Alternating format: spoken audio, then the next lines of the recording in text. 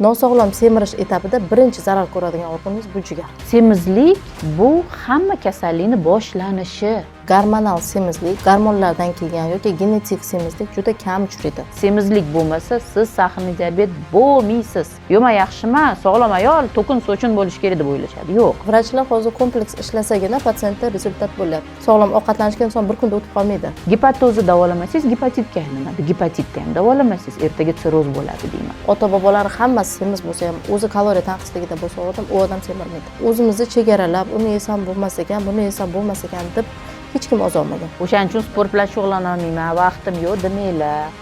Yurib ham olsa bo'ladi. Shuni tushuntirib bering, endi sahnli diabet qanam yo'q qilamiz. Birinchi 5 yillikda imkon bor. Insulinni kamligi bemorni ozdirib yuboradi. U ozib olmadi deb xursand bo'ladi. Afsuski, u bizga yaxshi priznak emas. Semirmasang, 1007 avloding diabet bo'lsin, sen diabet bo'lmaysan. Erkaklarda vazn ketishi ayollarga nisbatan oson. Bugungi kunda sahrli diabet, davleniya oshishi, semizlik, infarkt, insult shunga o'xshagan kasalliklar yosharib boryapti. Bundan xabaringlar bor. Oldin biza kichkinaligimizda bu kasalliklar 50 yoshdan 60 yoshdan keyin aniqlanadigan bo'lsa, bugungi kunda bu kasalliklar 40 yoshgacha bo'lgan bemorlar juda ham ko'p kuzatilyapti. Sababi nimada? Bugun sizlar bilan shuni muhokama qilamiz va oxirida albatta sizlarga yechimini beramiz. Bugun men 12 yillik tajribaga ega gastroenterolog, gepatolog Gani Hajayeva Muqaddam Kamilovna va bizning endokrinolog shifokorimiz Gulasal Anvarovna bugun sizlarga shu haqida ma'lumot beramiz. Bu temani muhokama qilamiz va albatta oxirida yechimini beramiz. Endi sahrli diabet yosharib ketish sababi nimada deganda, gastroenterolog sifatida men sizlarga qisqacha boshlang'ich ma'lumotni beraman va asosiy muammoni albatta endokrinolog shifokorimiz sizlarga to'liq qilib tushuntirib beradilar. Nima uchun temani bugun men boshladim? Bugungi temani semizlikka bog'laymiz. Обязательно u semizlik bilan uzviy bog'liq bo'lgani sababli temani imенно gastroenterolog boshladi. Chunki birlamchi meni qo'limga bemorlar tushadi, sababi jigari yog' bosadi. Jigari yog' bosgandan keyin doktor iltimos yordam bering, jigarimda yog'larni eritaylik deb menga murojaat qilishadi va albatta biz buni boshlaganimizdan keyin nima qilamiz? Analiz yozamiz. Analiz yozish boshlaganimizdan keyin ko'pchilikda deyarli 10 ta bemordan 6 tasida sahr miqdorini, qondagi qand miqdorini ko'payganini men ko'raman. Lekin bu haqiqatdan sahrli diabet kasalligimi yoki bo'lmasam semizlik bilan bog'liq sahrga bo'lgan, insulinga bo'lgan chidamlilikmi, tolerantnostmi, buni aniqlash uchun men albatta endokrinolog shifokoriga jo'nataman. Va bular bemor bilan ishlab, hammasini tushuntirib, birgalikda gastroenterolog jigari yog' bosishini va semizlikni davolagan holda, endokrinolog sahrlar bilan ishlagan holda boshlaymiz. O'shaning uchun Gulasal Anvarovna bizga tushuntiring, ayni damda bugungi kunda semizlik va sahrli diabet kasalligi qanaqa bog'liq va biz buni yechimini qanaqa qilib bersak bo'ladi? Semizlik, men o'zi dietolog bo'lib ham ishlayman. Semizlik shu darajada dolzarb mavzuki, lekin uni patsientlar tushunish darajasi juda ham sekin. Patsientlar o'zidagi semizlik darajasini na biladi, na taroziga oxirgi marta chiqqan va ularda o'sha jirovoy gepatoz semizlikdan kelib chiqqanini aytsak, hayron qolishadi. Jirovoy gepatozga bo'lgan qo'rquv ularni keyin ozishga olib keladi. Aslida agar ular vaqtida vaznni nazorat qilishganda jirovoy gepatozga o'zi o'tmasdi. Sizga yuboradigan patsientlarimdan eng ko'pi jirovoy gepatoz bilan bo'lsa kerak. Nega? Chunki jirovoy gepatoz agar tuzalmasa, u keyin semizlikni, insulin rezistentlik oshgani hisobiga qandli diabetni keltirib chiqaradi. Avvalo patsientlar qanaqa reagirovать qiladi? Ovqatlanishni buzishadi, noto'g'ri ovqatlanishadi, vazn yig'ilaveradi, e'tibor qilishmaydi. Keyin o'sha vazn yig'ilishi avval sog'lom bo'ladi, keyinchalik nosog'lom semirishga o'tadi. Nosog'lom semirish etapida birinchi zarar ko'radigan organimiz bu jigar. Sizni kasalingiz. Jigar kasallangandan keyin insulin rezistentlik shu darajada tez rivojlanib ketadiki, bemor o'zi sezmay qoladi, yana qolgan kilogrammlar qanchalik tez kelganini. Menga kelishganda birinchi beradigan so'z, menda gormonal o'zgarish bor. O'shanda men tushunaman, gormonal o'zgarish degani bu bo'ldi, o'sha jigar yog' bosish uchun ham tez semirdi deymanda. Endi menda bo'ladigan klinik fikrlarda bu. Menda gormonal o'zgarish bor, men shu darajada stремительно semirib ketyapman, menga nimadir bo'lyapti deydi-da. U aslida o'sha moment bu jировой gepatoz boshlangan aslida. Bemorlar o'sha insulin rezistentlik oshirdi. Bizning insulin rezistentligimizni oshiradigan organ 3 ta. Bu yog' hujayrasi, bu jigar, iskeletniy muskulatura. Zalga boradigan patsientlar juda kam. Zalga borsa edi, u semirmasdi-da. U iskeletniy mishsa yo'q, zarar ko'ra olmaydi. Jigar o'zi yog' bosib bo'ldi, keyin uyog'iga semirish bo'ldi. Tez ketadi. Jировой bilan gepatoz bilan kelyapti, u semizligini aytsam, men unga xuddi dushmandek ko'radi. Jировой gepatozmi siz dori bera olasizmi dedi. Yo'q, bu bilan отдельно shifokor shug'ullanadi deyman. Bunda gepatolog shug'ullanishi kerak deyman. Fermentlari oshmagan bo'lsa mayli, tak dietolog sifatida, endokrinolog sifatida tavsiya bera olamiz. Lekin hamma shu ustasi qilgan ma'qul. Bizda patsientlarni vrachga borish, vrachga murojaat qilish, nima deydi, madaniyati pastroq. Negadir? Bizda ilm olish, qaysi vrachga borsam menga yechim bera oladi degan anaqa yo'qroq. Nega? Chunki menga kelayotgan patsientlar gormonlarim buzildi deb kelishadi. Hech qaysi men olishim kerak ekan, menga vrach aytdi. Men ko'p yeyman demaydi. Ko'p yeyman demaydi. Yoki jировой gepatozga gepatologga borasan, yo'q, men jigar kasal emas, umuman virus bo'lmaganman deyishadi. O'shanda menga ham kelayotgan patsientlar aslida boshqa vrachlarga borishadi. Travmatologlar, koksartrozi, oyoqlarida qiyshayishlar boshlangan, oyoq ko'tarilmayapti endi o'sha vaznni. Yoki sizdan keladi, jigar jировой gepatoz, birinchisi ozish. Ikkalamiz shunaqa vrachlar hozir kompleks ishlasagina patsientda rezultat bo'lyapti. Yokida Instagramdagi marketingovoy xod, ozsang 10 kilo ozasan, men buni ichsang vazning tez ketar ekan degan anaqalar, nima deydi, reklamalar patsientlarni juda adashtiryapti. Ular haqiqiy informatsiya bilan, ilmiy asoslangan informatsiya bilan reklamani filtrlay olmaydi-da. Ularda bunaqa xususiyat yo'q, chunki biz ham boshqa sohada shunaqa adashamiz. Kimdir tanishimiz bo'lmasa. Hozir shunaqa podkastlar olishimiz ham bemorlarga iloji boricha foydali qilishga harakat qilamiz. Yog'li gepatoz haqida gapirdingiz, men shu joyiga qo'shimcha qilmoqchiman. Ko'pincha eng zo'r bemorlardan keladigan gap bu men umuman yemayman. Men rosa kam yeyman, harakatim zo'r, men uyda bitta kelinman yoki ishni faqat o'zim qilaman, lekin semirib ketyapman. Shu gapiga ishonasizmi? Men misol uchun ishonmayman.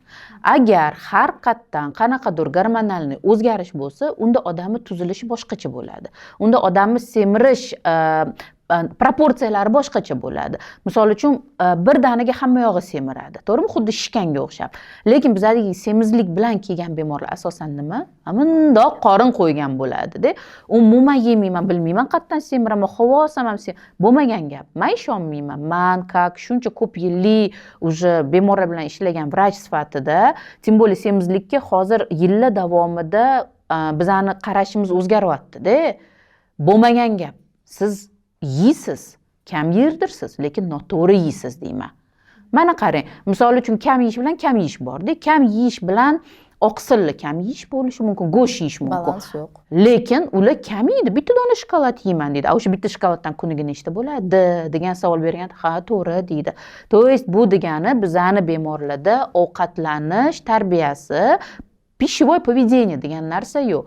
Hozir o'sha haqida misol uchun o'zi ota-ona bola bilan ishlash kerak bo'lgan narsada bizza vrachlar уже katta bo'lgan odam bilan ishlashimizga to'g'ri kelyapti. Uni ovqatlanish haqida tarbiya qilishimizga to'g'ri kelyapti-da.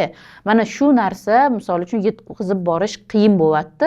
Ko'pincha men как siz dietolog menga yordam sifatida iltimos Gula Salanovarni yordam bering deb kirgizib yuboraman. Siz chiroyli qilib tushuntirasiz-da qanaqa ovqatlanishni. Mana shuni aytib bering, misol uchun qancha nima yeyish kerak, чтобы ko'p yesa ham semirmaslik uchun.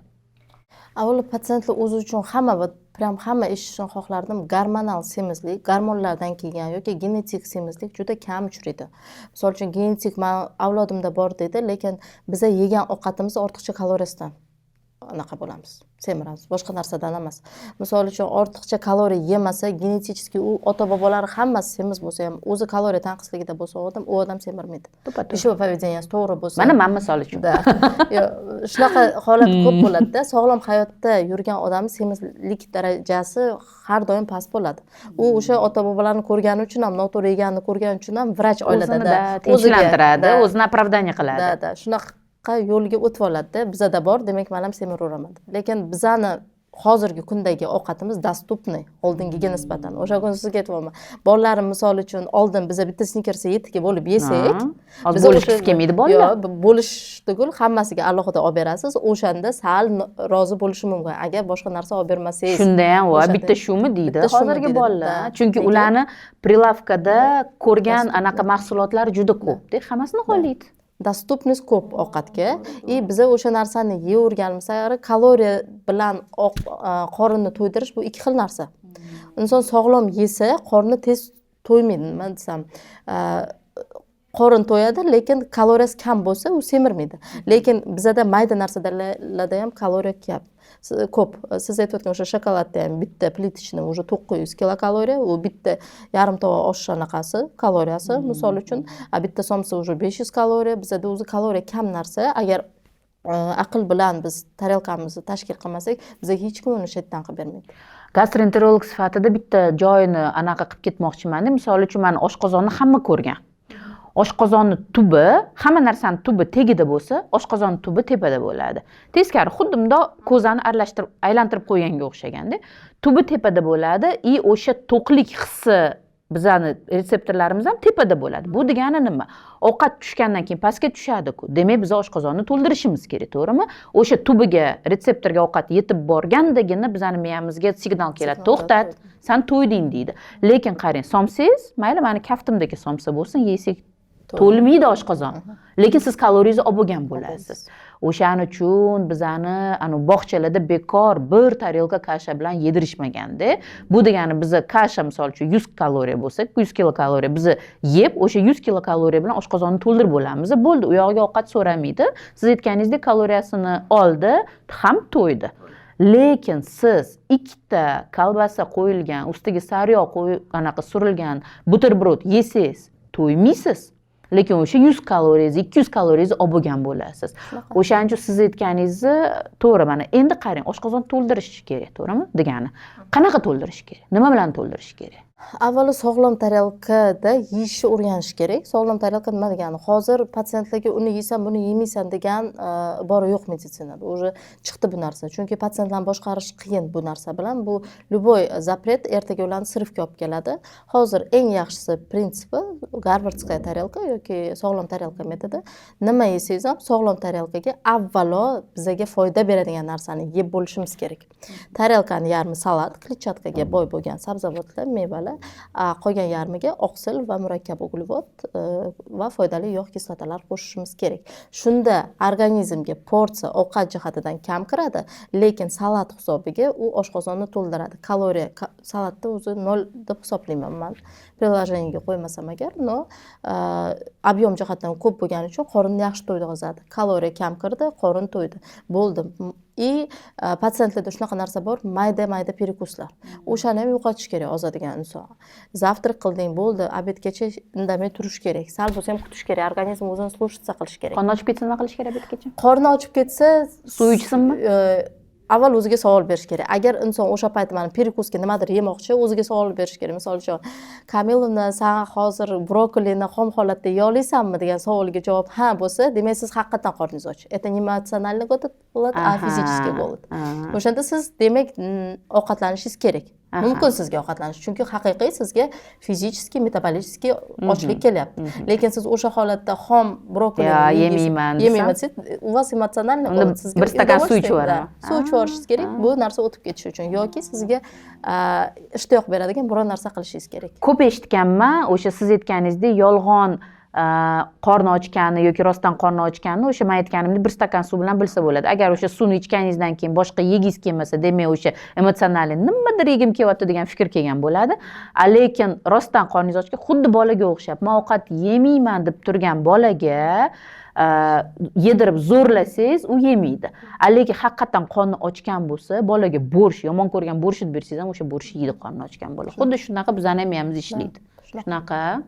Bu degani qarang, go'lasalanlarini salatni biza o'rganganimizdek ovqatni orasida emas, значит, birinchi salat yeb, keyin issiq ovqat yesak, o'shanda bizani bosh miyamiz ham to'g'ri ishlaydi ochlikka nisbatan va oshqozonimiz ham to'g'ri to'ladi. Shunaqa. Menga ko'p patsientlar keladi, ozishda eng nimadan qiynalasiz desam, men och bo'lsam man qaltiroq boshlanadi dedi. O'zini zapret qiladi. Obedgacha ertalab o'zi uncha buncha odam ishtahasi bo'lmaydi-da. Unda olib qarasa, hamma odam ham maza qilib ovqatlanmaydi zavtrakda. Ishini o'ylaydi, kech qolmasam deydi. O'zi обычный odamlar shunaqa kech uxlaymiz. Hayot tarzimiz buziladi, ertalab choy ichgimiz kelmaydi. Obedgacha och yuramiz, o'sha payt mayda narsa perkus qilamiz. Bu holatda masalan zavtrakimizga sog'lom narsadan boshlamasak, biz obedgacha ko'p narsa yeb qo'yishimiz mumkin. O'sha zavtrakdan ham ko'proq narsa. Shuning uchun ham zavtrak qilishga odatlanishimiz kerak. Siz yeng deyman, siz och qolmang deyman. Och qoldingiz, siz o'zingizni sirfga tayyorlayapsiz. Kechgacha siz yarim stolda yeb bo'lasiz deyman-da. Chunki odamlar o'zini qanchalik chegaralasa, u o'zini o'sha sirfga tayyorlayapti. Ya'ni ko'proq narsa yeb qo'yishga tayyorlayapti. Miyasiga zapret beryapti, miya bizga yaxshi ko'rmaydi zapretni. Undan boradi yegin deydi.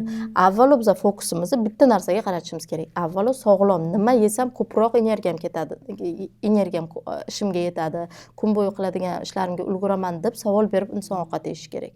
Misol uchun zavtrakingizda shirinlik tursin va oqsilli omlet tursin. Siz agar осознанно ovqatlanmoqchi bo'lsangiz, omletni tanlaysiz. Chunki unda oqsil bor. Bunda agar kletchatka qo'shgan bo'lsangiz, ko'katlar qo'shgan bo'lsangiz, kletchatka bor, sizga kun bo'yi yaxshi energiya beradi. Obedgacha hech narsa yegingiz kelmaydi. Lekin siz emotsiyalarga berilib, shirinlik bizga yaxshi kayfiyat bergani uchun shirinlik yesangiz, obedgacha o'sha nimadirlar yana tusab qolasiz. Chunki insulin gormoni chiqadi shirinlikka nisbatan, glyukozaga nisbatan. Yana yeb qo'yasiz. Mana shuni aql bilan ongli ravishda o'zimizga foydali narsaga ko'proq upor qilib ovqatlanishimiz kerak. Bir o'zimizni chegaralab, uni yesam bo'lmas ekan, buni yesam bo'lmas ekan deb hech kim ozolmagan. Hamma sirf bo'lib qayta 10 kilo yana vazn yig'ib menga qaytib kelishgan. Juda ko'p bunaqa bemorlarni ko'raman. Hammalariga shu maslahatni beraman. Zo'r. Qarang, yana bitta boyagi qorin qo'ygan kasallik haqida aytib o'tmoqchi edim-da, misol uchun. Nimaga imенно men bemorlarga qorin tipidagi semirish, abdominalniy semirish deydi buni, tushuntirishga harakat qilaman, xuddi yosh bolaga o'xshab. Qarang, men sizga hozir aytib beraman-da, siz to'g'ri fikrlayapmanmi yoki yo'q, aytasiz. Men ularga oddiy tushunsin deb qanaqa tushuntiraman. Misol uchun ikki xil yog' bor deyman ularga. Teri osti yog'i, ya'ni грубо говоря, dumba va ichki yog', грубо говоря, charva. Ularga agar shunaqa tushuntirsak, biz musulmonchilikda qo'y ko'p so'yamiz-da, sразу oldiga ko'z oldiga qo'y keladi. Men aytaman, qarang endi. Qornimizda asosan o'sha ikki xil yog' ikkalasi ham yig'iladi. Avval semirish boshlaganimizda bizani teri osti yog' hisobiga semiramiz. Keyingi siz aytganingiz-ku, yana insulin oshgandan keyin yana tez semirish ketadi, o'sha ichki yog' hisobiga semiramiz deb tushuntiraman. Keyin aytaman, bizani teri osti yog'imizga nisbatan ichki yog'imiz bizga zarari ko'proq deb aytaman. Nimaga degan savolga javob. Bizani teri ostimizdagi yog' bizga sal bo'lsa ham kerakli yog' hisoblanadi, ayniqsa ayol kishiga. Chunki bizning gormonlarimiz, boshqa metabolizm holatlari o'sha teri ostidagi yog'da bo'ladi, u bizga kerak.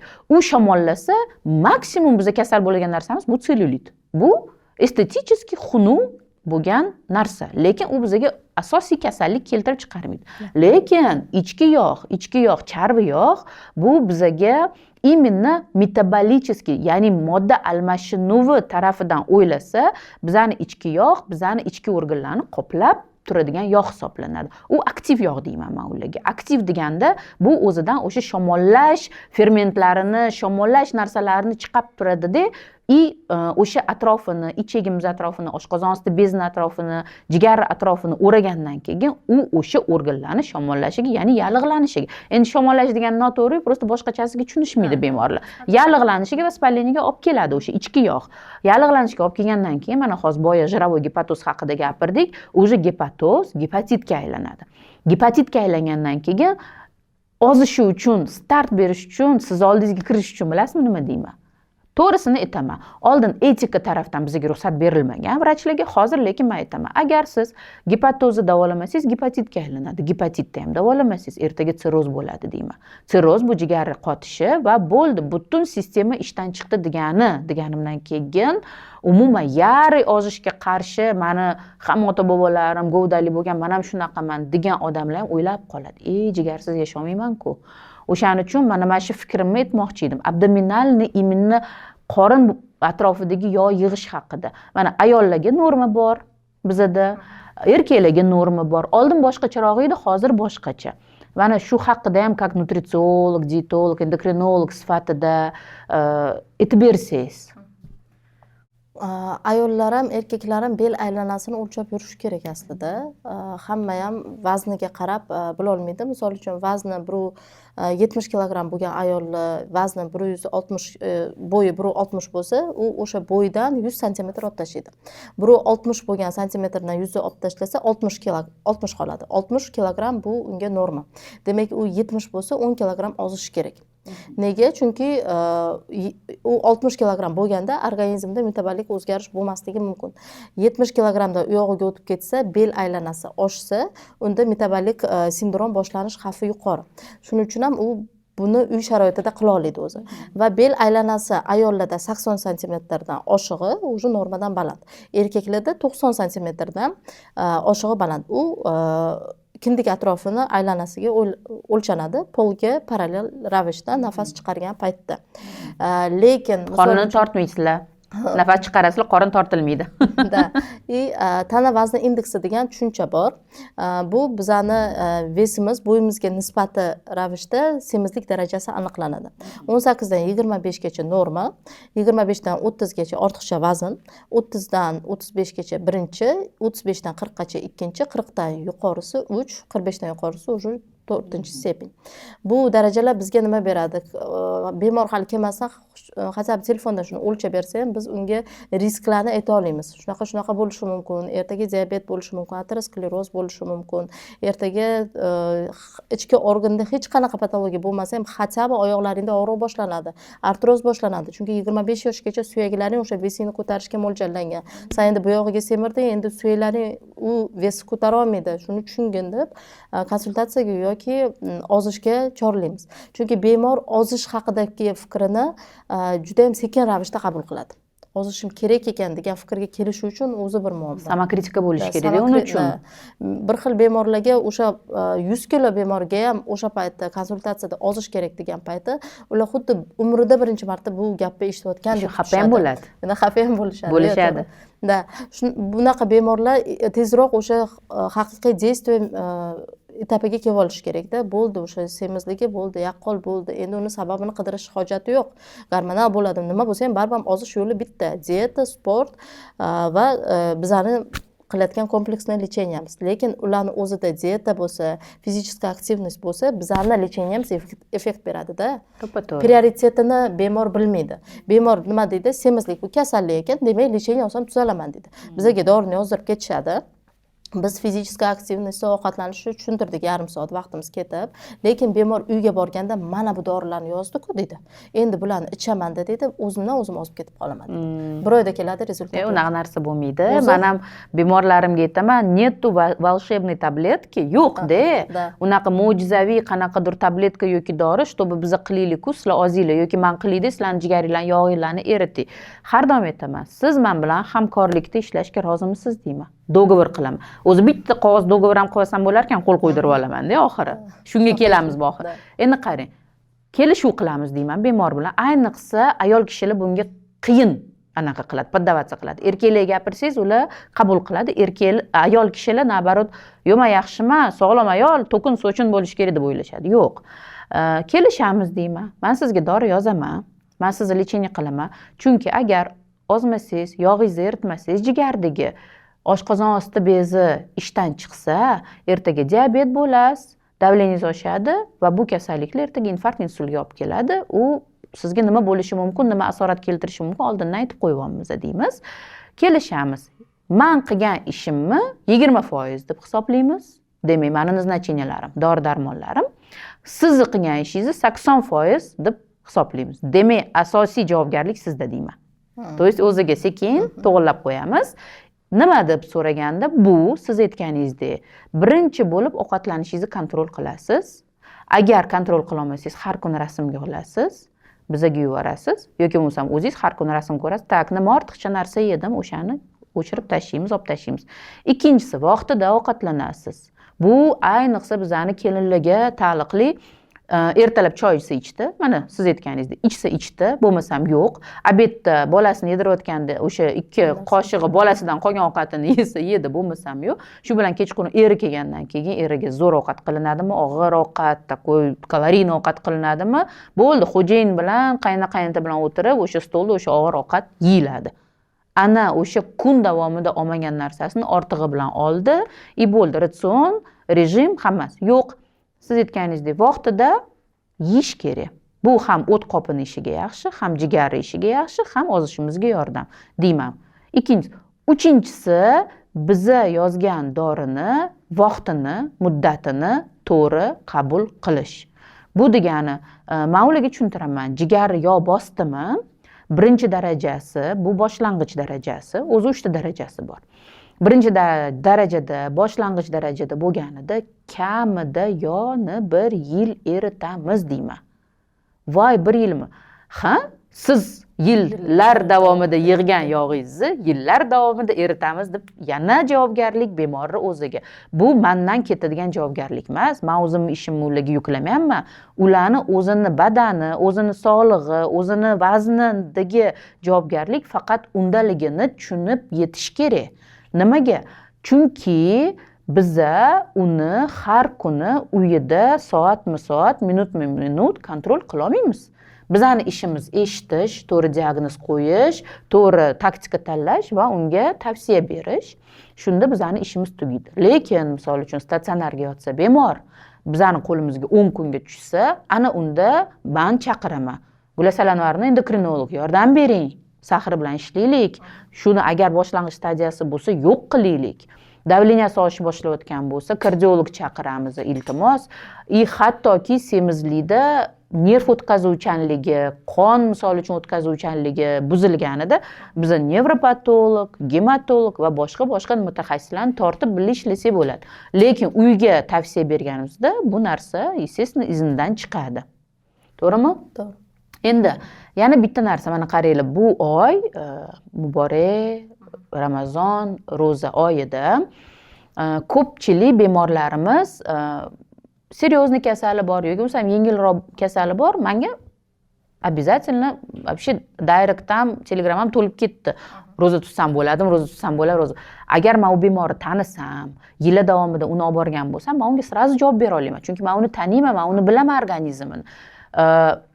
Ha tutsangiz bo'ladi, yoki bo'lmasam tavsiya berilmaydi deymiz. Zapret qo'ymaymiz. Lekin ro'za tutsangiz nima bo'lishi mumkin, nimaga olib kelishi mumkin tushuntiramiz va tavsiya bermaymiz deb beramiz. Lekin umrimda ko'rmagan bemorlar ba'zida misol uchun savol berishi mumkin. Ro'za tutaman, yo'q. Uni mutaxassis ko'rigisiz hech kim sizlarga anig'ini aytolmaydi. Kasallikda mana ayniqsa diabet yoki mana xalqda prediabet degan narsalar bor, moyillik. O'shanda ro'za tutsa bo'ladigan odamlar, dorisini ichsa bo'ladigan odamlar qanaqa ovqatlanishi kerak? Mana nutritsiolog sifatida tushuntirib bering. Ertalab nima yesa kun davomida energiyasi, insulini, sahri normada bo'ladi va kechqurun iftorda o'tirganda nimadan iftorni boshlash kerak, чтобы o'zini o'sha gormonal foniga zarar bo'lmasligi uchun. Qarang, agar qandli diabeti bor bemorlar asosiy tavsiya qilardim, o'zingizni lechishchi vrachingizdan bir og'iz so'rang deb. Agar ko'rmagan bo'lsam, menga ham shunaqa savol bilan kelishadi. Men umumiy tavsiyani post sifatida qo'yganman, lekin bemorlarning holati individualna baribir. Biz birovning hayotiga telefondan javob berishimiz o'zi mutlaqo noto'g'ri deb bilaman. Nega? Chunki bemorda bo'layotgan vaziyatni bemor даже o'zi tushuntirib bera olmaydigan holatlar ko'p bizada. To'g'ri, osmotr kerak. Osmotr kerak. Bemor vipiskalarda umuman boshqa narsa, telefonda boshqa narsa deyishadi. Kelganda ONMK o'tkazganini men kelganda bilyapman, misol uchun infarkt o'tkazganini telefonda aytmayapti. U vrach uchun juda tochkalarda biz anaqa o'ylashimiz kerak bo'ladigan. Anamniz yig'ib, savol javobda biz 80% informatsiya olamiz bemordan. Shuning uchun ham agar yengil bo'lsa, aniq bo'lsa, o'sha qandli diabetga yangi chalingan bo'lsa bemorlar, ularga ro'za tutsa bo'ladi. Dorilarni kamaytirgani hisobiga. Bu nima degani? Hamma dorilari endi asosiy iftor paytiga o'tadi. Misol uchun 2 ta tabletkasi ertalabga, bitta tabletkasi kechqurunga yozilgan bo'lsa, o'shalar almashadi. Endi iftor paytida 2tasini ichadi. kam dorisini saharlikda ichadi, ovqatdan keyin. Asosiy bu umumiy tavsiya. Lekin o'sha dorini shunaqa qilib ichganda ham ovqatga yarim soat qolganda, iftorlikka yarim soat qolganda bitta sahar o'lchash kerak. Sahar tushib ketmadimi? Chunki eng uzoq vaqt och qolish 12 soat, mana shu iftordan oldin bo'ladi, 12 soatdan ham ko'p. Shunda agar sahar tushmagan bo'lsa 6 dan ro'za tutishi mumkin. Agar bemor insulinda bo'lmasa, yangi aniqlangan bo'lsa, faqat tabletkalarda bo'ladigan yengil bemorlar haqida. Insulinda bo'lgan bemorlarga qaytarib aytaman, o'zini vrachi javob bermasa, osmotrda tavsiyani faqat yozuv bilan olishi mumkin va u har kuni o'zi haqida ma'lumotni vrachiga berib turish kerak. Unaqa faqat telefondan, YouTubedan ko'riladigan ma'lumot emas. Yengil bemorlarga shu tavsiya. Agar sahar tushdi deylik, unda u birinchi navbatda saharlikdagi dorisini ichmaydi, sahar tushiruvchi dorisini va yana bir kun o'zini kuzatadi. Agar hammasi yaxshi bo'lsa, 6 dan tushib ketmagan bo'lsa, u ro'za tuta oladi davomiy. Mana shu ichayotgan dorisi, iftordan keyin ichgan dorisi iftorlik paytidagi saharni tushirib bera oladi. Bu bilan mavzu yopiladi. Endi ovqatlanish bo'yicha tavsiyalar ozadigan insonmi, har qanaqa kasalligi bor insonmi, hammaga umumiy beriladigan tavsiya bitta. Agar unda qanaqadir boshqacha kasallik bo'lmasa, bu sog'lom ovqatlanish. Bizani yeyotgan ovqatimiz bizaga masalan bu qozon kabob ekan, bu manti ekan demaydi organizmimiz. U uni bo'lib oladi. Oqsilga, uglevodga, yog'ga va kletchatkaga. O'sha sifatida organizm uni ko'radi va o'sha narsalarni biz balansda bersak, organizmimizga yoqadi. Oqsilni normada yeyishimiz kerak. Uglevod ham bizga kerak emas. Bir xil uglevodni вообще ratsiondan chiqaradi va shu bilan o'zida gipoglikemiya chaqirib beradi. Uglevod anaqa yog'larni ham umuman chegaralab tashlaydi. U o't qopiga o'zingiz bilasiz qanaqa zararligini. Balans bo'lish kerak. Aslovni upori oqsilga berish kerak. Chunki oqsil bizada to'qlik hissini uzoqroq davom ettiradi. Iftorlik, saharlikda обязательно va har bir yegan taomimizga salat qo'shib yeyishimiz kerak. Bizada nima salat deganda faqat pomidor bodring tushunishadi. Unda yo'q oliviya. Mayonezni yo'q qilamiz, birodarlar, mumkin emas. Bizga mayonezsiz salatlar kerak. Kletchatka degani bu qattiq sabzavotlarda bo'ladigan modda, murakkab uglevodda, super sложный uglevod. U bizani ichaklarimizni metabolizmini yaxshilaydi, motorikasini yaxshilab beradi va ovqatdan keladigan saharni sekin qonga so'rdiradi. Shuning uchun ham u bizga kerak. Va birlamchi ovqatni o'sha salat bilan boshlasak, bizada glikemiya kamroq o'ynaydi va insonda ovqatga bo'lgan ehtiyoj sal pasayadi. Va ishtaha bo'g'ilib qoldi, kletchatka yegandan keyin deb qo'yishadi. Bu to'g'ri ovqatlanish. To'g'ri. Bizada pomidor bodringni yaxshi ko'ramiz, yozda, qishda o'zi umuman yemaymiz, sovuqligim oshib ketishadi deydi, issiqligim oshib ketishadi deydi. Lekin bu noto'g'ri-da, salat любой sezonda kerak.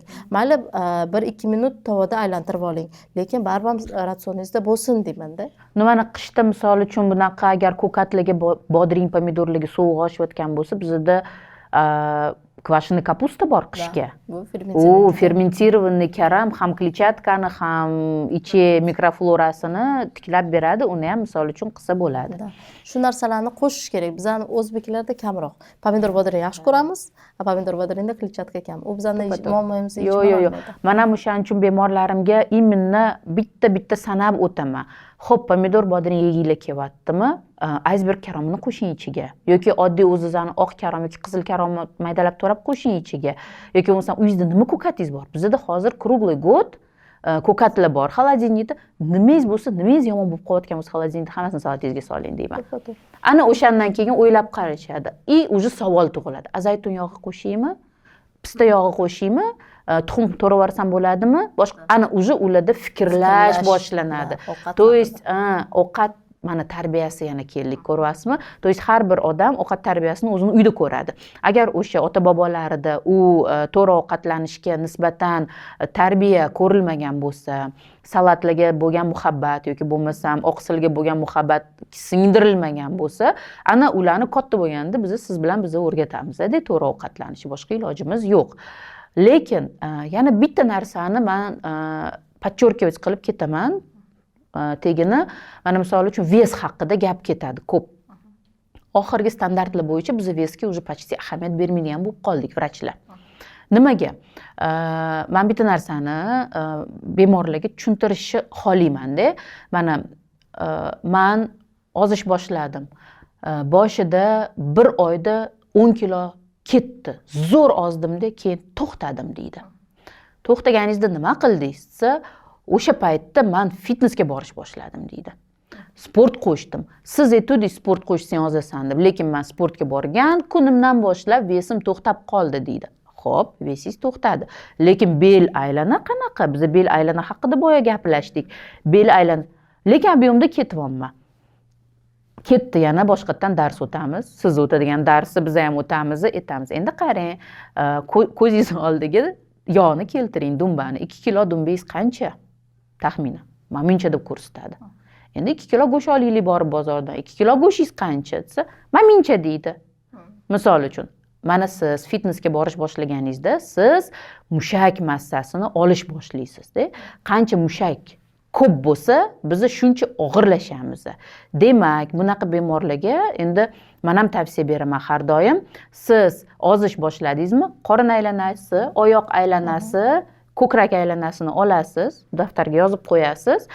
Borish boshlaganingizda fitnesga kiloingiz tursa ham bundan bu yog'iga tarozga emas, ob'yomga ozgina ahamiyat qaratasiz deb tushuntiraman.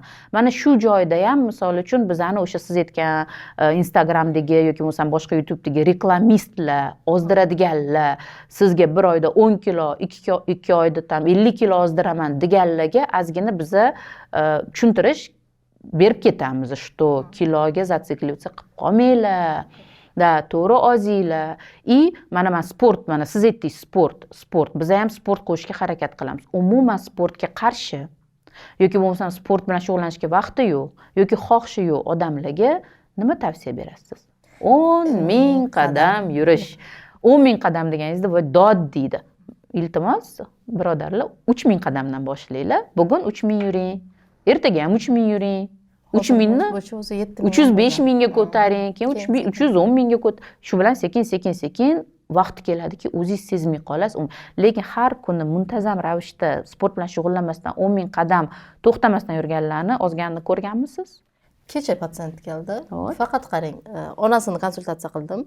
Yozib berdim hammasini. U qiz chiqib ketyapti-da, menga ham ozishga narsa tavsiya qiling, men keyin kelaman deyapti sizga. Tez buqoqlarni ko'rdimda, buqog'ida o'zgarish bor. Gormon topshirib kelasan dedim, buqog'ing sal kattalashgani sezilyapti, palpatsiyada dedim. Hozircha ratsioningni eng ko'p nimani yaxshi ko'rasan? Nima ko'p, men shuni o'zgartirsam ozaman deb o'ylaysan dedi. U aytdi, gazirovka ichimlikni yaxshi ko'raman dedi. Keyin shuni chiqarasan dedim birinchi navbatda. Sog'lom tarelkani tez tushuntirib berdim, guruhimga qo'shdim, чтобы u yoqda videolarni ko'rib olish uchun. O'shani qilasan dedim. Kaloriya tanqisligi men shunchaga dedim. Tez charchab bitsidan anaqa qilib berdik kaloriyasini. Unga qilmasa ham hozir shu gazirovkani chiqarib 10,000 qadam men shuni qo'shdim. U ishga kiribdi o'shandan keyin, konsultatsiyadan keyin yurishga majbur bo'libdi. Menga bu kelganda bir oydan sal oshiq vaqt o'tgan, 8 kilo ozgan. Ana yurishchi o'zi bilan. Yurishi o'zi. Hali bitta dori yozilgani yo'q. Buqog'ida o'zgarish chiqqan. Вот gormonal o'zgarish bor unda. O'shaning uchun sport bilan shug'ullanolmayman, vaqtim yo'q demanglar. Yurib ham olsa bo'ladi. Menda hali konsultatsiyani oxirigacha olmagan qiz, shu ozgani menga to'g'risi patsientlarga sразу qo'yib berdim. Men nima qilaman patsientlarni tekshirish uchun bitta guruhga yig'ganman-da, o'shda videolar berib boraman. Sog'lom ovqatlanishga inson bir kunda o'tib qolmaydi. Любой odam ham sekinlik bilan o'tadi. To'g'ri. Uni o'zini qiynash kerak emas. Odatni o'zgartirish uchun uni boshqa odat bilan almashtirish kerak. Vaqt kerak. To'g'ri. O'sha patsientlarga aytibman, mana sizlar doriga emasda, mana shu qis qilganini qilinglar, обязательно o'sasizlar desam, voy bo'ldi, biz ham quvonamiz, menda ham 2 kun keyin boshlandi anaqa chat. Menda ham 10,000 qadamning foydasini bildim deb.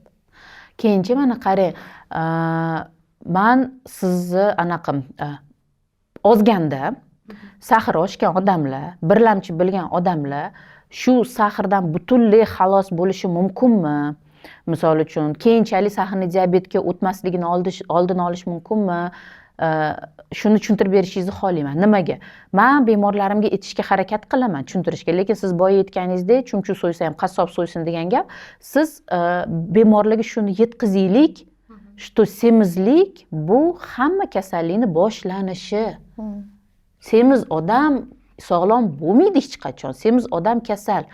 Tushuntiraman men shu narsani. Nu siz mana именно hozir sahrni diabet kecha ko'rdingiz, bemor sizga ko'rsatdim, yosh, sahr bo'lmagan, lekin sahrni diabet kasalligi bilan уже keldi bizga. 175 sm bo'yiga 140 kilo. Shuni tushuntirib bering, endi sahrni diabet qanam yo'q qilamiz. Hamma qandli diabeti bor bemorlarga birinchi beradigan savolim sahringiz birinchi qachon chiqqan, birinchi sahringiz nechi bo'lgan deb savol beraman. Shunda 7-8ida ko'pchiligidan eshitaman, 7-8da ozgina oshgandi, uncha e'tibor bermagandim, keyin 10ga oshadigan bo'lib qoldi deyishadi. O'sha payti sizga kolchik bo'lgan deyman. O'sha payti organizming bilan shug'ullanadigan signal kelgan. Buni poliklinikada sizga aytishgan, o'sha 7 chiqqanda sizga telefon qilishgandir. Aytishgandir, shunaqa ozgina baland bo'libdi, profilaktik osmotrlarda chiqib qoladida, bir xil bemorlar o'zi biladi shu salgina oshgan. O'sha payt moment inson o'zi bilan shug'ullanishga majbur. Hamma ishini yig'ishtirsin. Chunki uni hozir o'sha paytda qilgan taktikasi uni keyingi umrini qanaqa o'tishini belgilaydi. То есть o'sha payt orqaga qaytarsa bo'ladi. Orqaga qaytarsa bo'ladi. Birinchi 5 yillikda imkon bor. Qorindagi yog' ketmasdan turib. Agar qandli diabet dekompensatsiya bosqichiga o'tsa, unda o'sha insulin qolmagandan keyin zapasi, insulinni kamligi bemorni ozdirib yuboradi. Unda o'sha bitta hujayralar insulinni yaxshi ishlab chiqara olmaydi.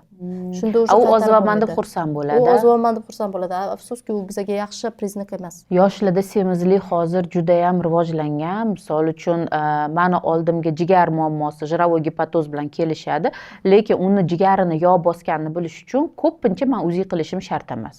Uni qornidagi yog'i o'zi shundoq ham aytib turibdiki, jigarida yog' bor. Asosan даже men hayron qolaman, mendan даже 10 yosh, 12 yosh kichkina qizlar, yigitlar уже semizlik kasali bilan kelishadi. Yog' bosibdi. Tasavvur qiling, bu sal 30 dan oshgan odamlarni уже jigarini yog' bosish bu qanchalik keyinchalik hayotiga xavfliligini-da.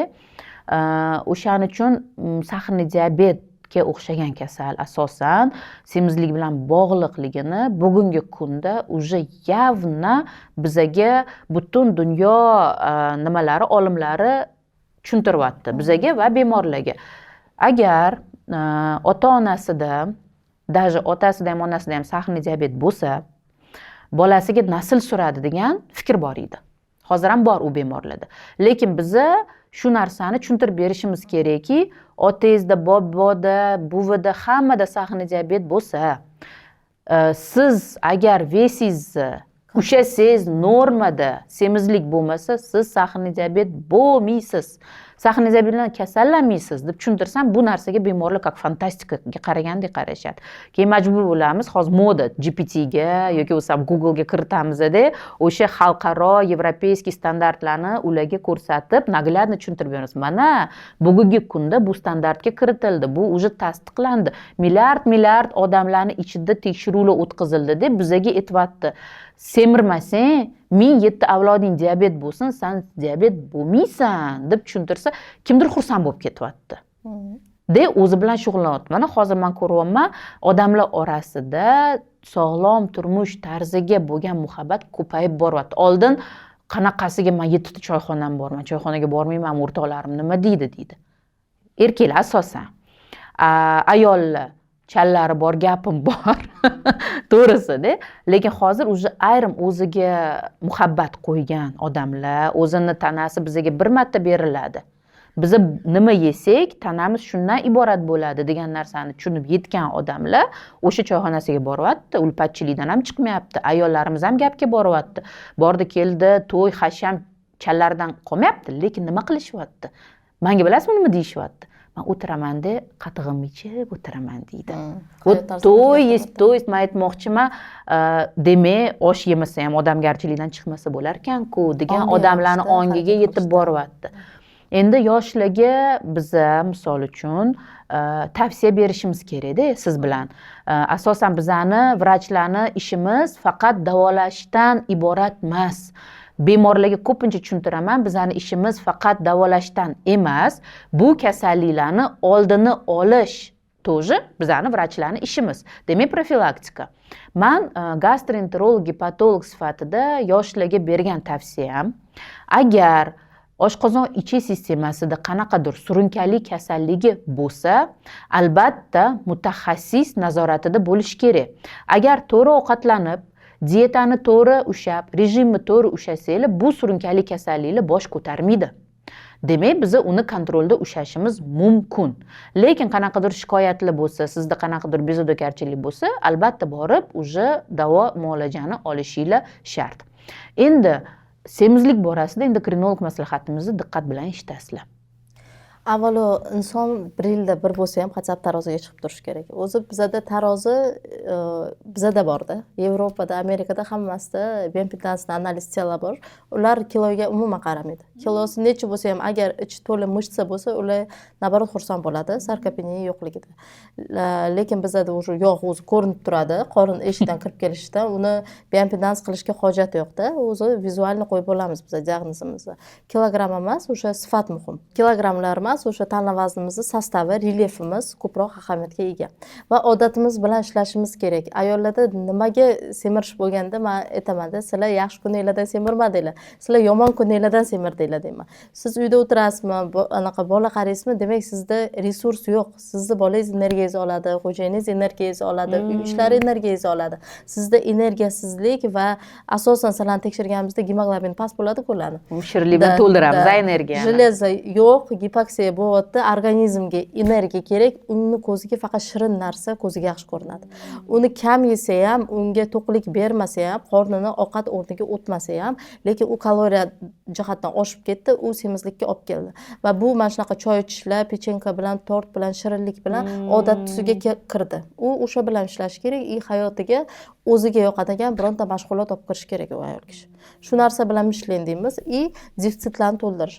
Hozir ko'pchiligimizda o'sha temir moddasini kamligi, vitamin D ni pastligi juda tez uchraydi va juda keng tarqalganda uni yopmasdan turib to'g'ri ovqatlanish qilish sal xatoroq. To'g'ri ovqatlanish qilaveradi, odatini bu yoqdan o'zgartiraversin. Biz vrach sifatida ularga tavsiya beraylik, o'sha defitsitlarni to'ldirib. Defitsitlarni to'ldirganimizda energiyasi keyin o'zida qoladimi? Keyin uni sirfga bo'lgan moyilligi kamayadi. Ayollarni sirf semirtiradi. 3 kun yaxshi qiz bo'lib qilishadi, 4-kun bo'ldi, hamma narsani yig'ishtirib qo'yishadi. Chunki joniga tegdi. Uni uyda ishi ko'p, energiya beradigan narsasi yo'q.